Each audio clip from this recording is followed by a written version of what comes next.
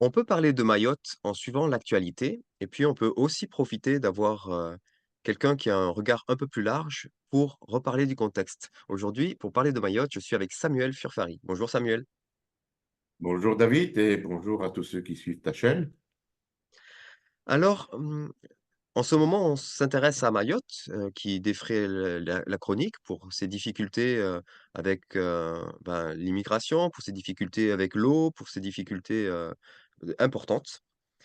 Et pour comprendre la situation, il peut être intéressant aussi de regarder, la place de Mayotte au niveau international et pourquoi la France a souhaité l'une des raisons peut-être pour laquelle la France a souhaité, rester un petit peu, dans l'océan, hem, où est placée Mayotte. Est-ce que tu peux nous en parler un petit peu aujourd'hui? Oui, c'est une question stratégique importante parce que depuis, je pense, 1982, existe ce qu'on appelle la Convention des Nations Unies sur le droit de la mer. On sait tous, par exemple, qu'il y a des eaux territoriales où la police, l'armée peut intervenir et au-delà des eaux territoriales, c'est la mer ouverte pour tout le monde et tout le monde est libre de naviguer. Et ça a toujours été ainsi. Et dans les années 80, juste après les crises pétrolières, les géologues ont expliqué que, vous savez, il n'y a pas que du pétrole en Arabie Saoudite ou dans le Golfe Persique, il y a du pétrole partout, et notamment le long des côtes. Le long des côtes des océans, on sait, les géologues savent, c'est leur métier, qu'il y a du pétrole, du gaz, ce qu'on appelle des hydrocarbures. Mais on ne pouvait pas exploiter cela parce que ça n'appartenait à personne. Et donc, au niveau des Nations Unies, ils se sont mis d'accord pour développer un nouveau droit, le droit de la mer qui n'existait pas auparavant. Ça s'appelle la Convention de Montego Bay en Jamaïque, Montego Bay en Jamaïque. C'est un catalogue gros comme ça, cette convention, hein. Pourquoi? Parce que c'est très important et très complexe. On doit définir un espace maritime qui appartient à un pays qui a une côte. Et cet espace maritime est défini de manière le plus simple possible que une distance de 200 000 marins. Par exemple, la mer ne s'arrête pas à Marseille, pour prendre l'exemple français, mais 200 000 marins plus bas, c'est-à-dire 370 kilomètres. La mer ne s'arrête pas à Bordeaux, mais elle va beaucoup plus à l'ouest, 370 kilomètres. Il fallait pour cela que chaque État membre de la Convention définisse, dire voilà, les 370 kilomètres, c'est à moi. Et ça a pris de nombreuses années pour définir tout ça, parce que quand je prends l'exemple de Bordeaux, je l'ai fait exprès parce que c'est assez simple. Mais si vous prenez l'exemple de Caen, Mmh. ou en mer dans la Manche, mais vous n'avez pas 370 kilomètres pour aller en Angleterre. Donc, Exactement. il faut définir une frontière à cet endroit-là. Et ça prend beaucoup de temps parce que chaque géographe dans chaque pays va se disputer pour dire, bah non, c'est un peu plus par ici, un peu plus par là, en fonction du détail de la carte géographique. Mmh. Et donc, quand vous possédez une île, alentour de cette île, 200 000 marins, ça vous appartient. Mmh. Et pourquoi sont-ils intéressés par ça? Ben, parce qu'il y a du pétrole et du gaz, évidemment. Et pour maintenant nous intéresser plus à Mayotte, on sait très bien que dans le canal de Madagascar, entre l'Afrique de l'Ouest, de l'Est, pardon, et Madagascar, on sait très bien qu'il y a des hydrocarbures.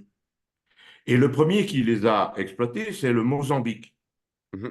Le Mozambique a décrété sa zone économique exclusive, c'est comme ça que ça s'appelle, zone économique exclusive, et elle a dit, bon, qui veut venir prospecter du gaz et du pétrole dans ma zone économique exclusive? Et c'est la société italienne Eni, qui appartient à l'État italien, mais qui a beaucoup de savoir-faire technologique, qui a découvert le gisement de Rovuma. C'est un gisement énorme de gaz. C'est presque autant que la Norvège. Vous vous rendez Waouh. compte? C'est énorme. Et maintenant, ce gaz est en train être mis en exploitation avec beaucoup de difficultés parce que l'islam est rentré dans le Mozambique et donc ça crée des tensions et les compagnies pétrolières n'aiment pas avoir des ennuis et veulent protéger leur personnel. Et donc, le projet prend énormément de retard à cause de l'islam. Mais la D'accord. technologie est là. En face, en face du Mozambique, il y a Madagascar. Mhm. Et Madagascar dit, ben, moi aussi, j'ai une zone économique exclusive.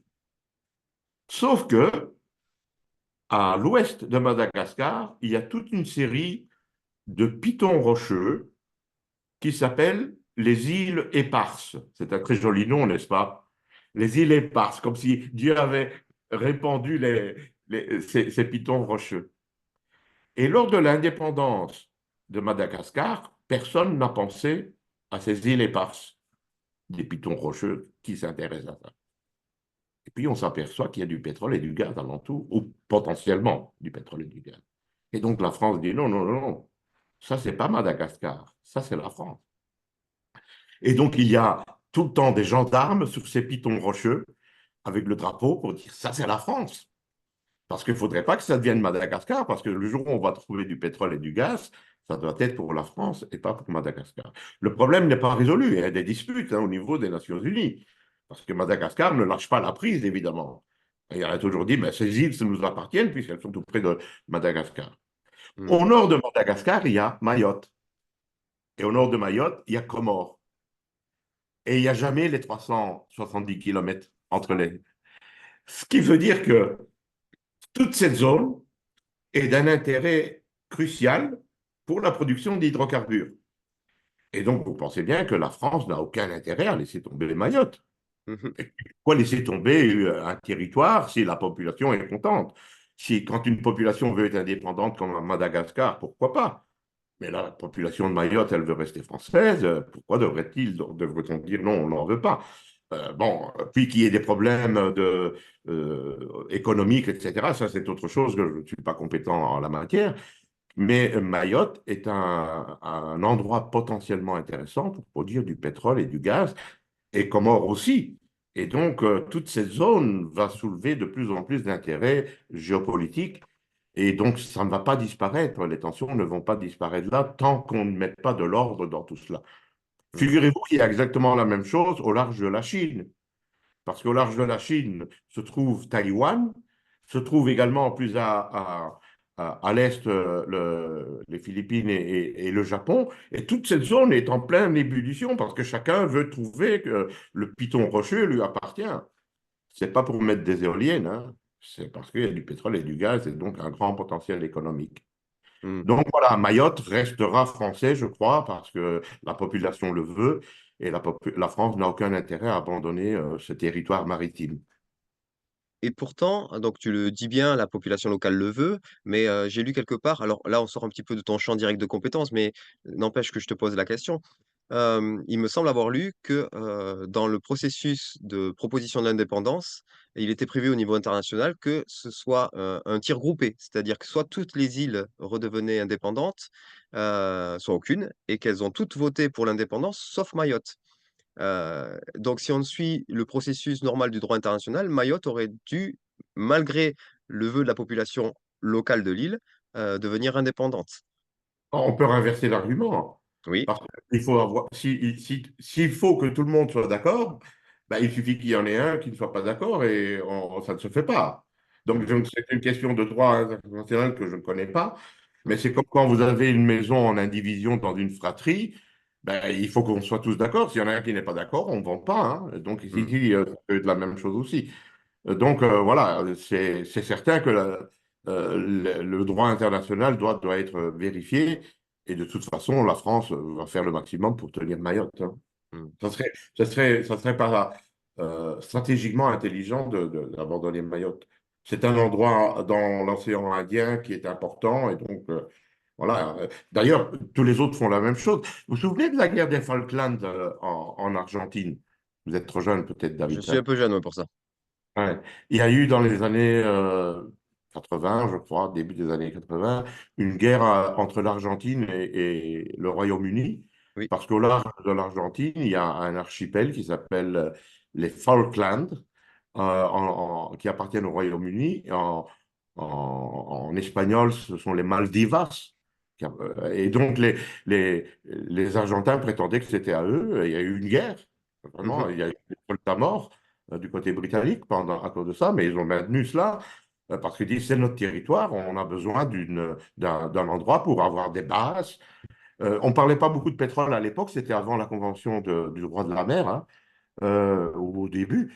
Mais bien entendu, on va commencer à prospecter pour du pétrole là-bas aussi. Et Mmh. donc, voilà, ça intéresse tout le monde. Eh En bien, fait, merci. Oui. si vous me permettez, quand on parlait du pic de pétrole dans les années 80, c'est une théorie qui encore les gens continuent à parler de cette bêtise, excusez-moi de le dire comme ça, du pic de pétrole. Une des hypothèses, il y a 5 hypothèses dans la théorie du pic de pétrole. Un jour, on pourrait faire une vidéo sur ça. Une des hypothèses, c'est de dire, là, on connaît la géographie. Le globe est connu, on connaît la géographie, donc on ne peut pas découvrir de nouveaux gisements. Mais ça, c'est faux depuis la Convention du droit de la mer, puisqu'on connaît, on ne connaissait pas tous ces territoires. Et donc, d'un coup, on a élargi énormément ce qu'on appelait avant des nouvelles frontières. Et donc, ça permet de prospecter et de produire plus de pétrole et de gaz dans ces nouvelles frontières. Mmh. Bon, ben moi, ça me semblait intéressant qu'on fasse un petit peu ce focus arrière de nouveau, par rapport à la situation de Mayotte dont on entend parler pour des points très importants. Mais il y a aussi le global et un peu de recul est nécessaire pour comprendre un petit peu mieux certaines situations internationales. Merci beaucoup Samuel, à bientôt. Au revoir.